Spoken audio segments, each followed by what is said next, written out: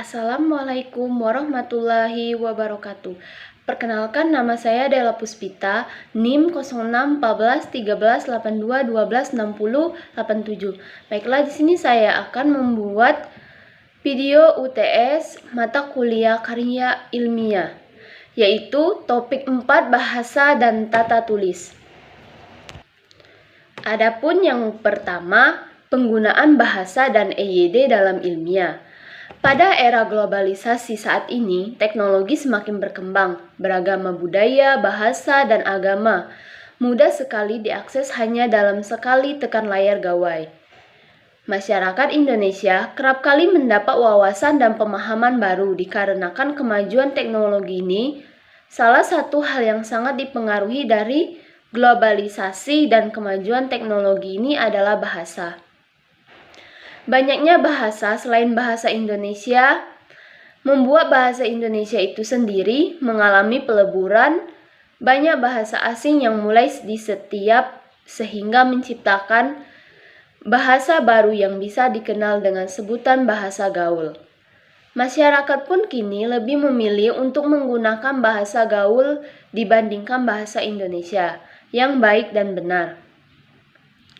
Sesuai dengan EYD. Tidak hanya pada percakapan sehari-hari, bahasa gaul pun kerap kali digunakan dalam penulisan karya ilmiah. EYD atau ejaan yang disempurnakan merupakan pedoman penulisan untuk ejaan bahasa Indonesia. Di setiap EYD membahas terkait penggunaan huruf kapital, penggunaan tanda baca, penulisan pada unsur kata sarapan, dan penulisan pada kata maupun partikel. Penulisan ejaan ini sangat penting digunakan dalam penulisan karya ilmiah. Sedangkan karya tulis ilmiah itu sendiri merupakan sebuah karya yang ditulis dengan menggunakan kaidah kebahasaan yang sesuai dengan syarat penulisan karya ilmiah. Biasanya berisi tentang penemuan solusi dalam suatu permasalahan berdasarkan metode ilmiah. Karya tulis ilmiah ini di dalamnya menyangkut data dan fakta dari hasil penelitian si penulis. Alasan dibalik pentingnya penggunaan EYD, terutama pada penulisan karya tulis ilmiah, antara lain karena dengan menggunakan EYD, bahasa yang digunakan akan menjadi sama bagi para pembaca. Pembaca karya tulis ilmiah dari beragama suku dan budaya akan disatukan oleh satu, yakni bahasa Indonesia. Pembaca akan lebih mudah memahami isi dari artikel ilmiah tersebut, yang mungkin nantinya dapat disajikan sebagai pedoman dan artikel ilmiah tersebut, yang mungkin nantinya dapat disajikan sebagai pedoman untuk penulisan karya ilmiah di masa yang akan datang. Yang kedua itu ada kalimat efektif.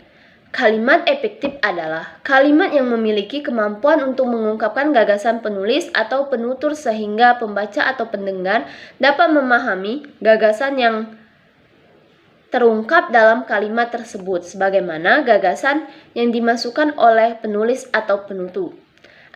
Adapun sebagai berikut. Yang pertama, pilihan kata. Salah satu kemampuan untuk menyusun kalimat efektif adalah dapat memilih kata dengan tepat karena kata adalah unsur pembentuk kalimat sebagai alat pengungkap dan penerimaan gagasan. Adapun yang kedua, 4 pemandu yang dapat digunakan sebagai pegangan dalam memiliki kata adalah: yang pertama itu, apakah kata yang digunakan sudah mencerminkan gagasan yang diwakilnya? Yang kedua, apakah kata yang digunakan sudah sesuai dengan konteks penggunaannya? Yang ketiga, apakah kata yang dipilih sesuai dengan kelaziman? Yang terakhir, apakah kata yang dipilih sudah digunakan secara konsisten? Adapun contohnya, penggunaan kata yang bersinonim. Kata umum, kata khusus, buku kitab, pemberian sedekah guru atau dosen. Yang kedua, lebih intensif, kurang intensif, meneliti, memeriksa, mempelajari, melihat, melirik, menjenguk, menengok. Yang keempat, lebih emotif, kurang emotif, begis, kejapnya, nyaman, enak, diperkosa, dititi. Kata umum, kata teknis, dubur, anus, air kencing, urin, perpindahan, mutasi, potong, amputasi. Adapun yang kedua, pengembangan kalimat efektif.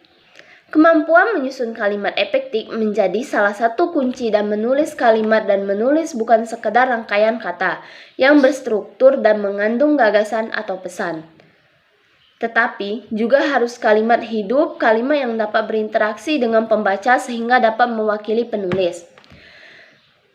Syaratnya kalimat efektif. Yang pertama, kebenaran struktur, yaitu kebenaran kaidah bahasa seperti kejelasan struktur hubungan fungsi sintaksis, atau seperti subjek, predikat, objek, pelengkap, dan keterangan. Contohnya, kepada hadirin dimohon berdiri, atau fungsi subjek tidak jelas. Seharusnya hadirin dimohon berdiri. Adapun yang terakhir, pengembangan paragraf.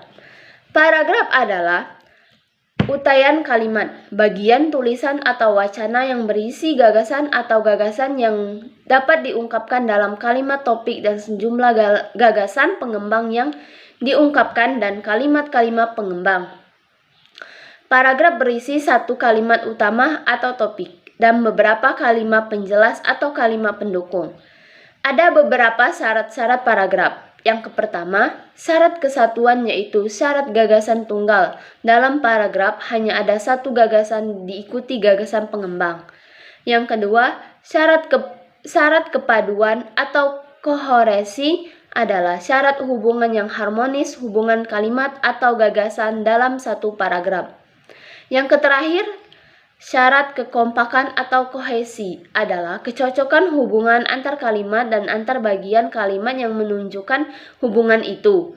Kekompakan tersebut meliputi kekompakan struktur dan leksikal. Baiklah, cukup dari penjelasan saya akhiri. Wassalamualaikum warahmatullahi wabarakatuh.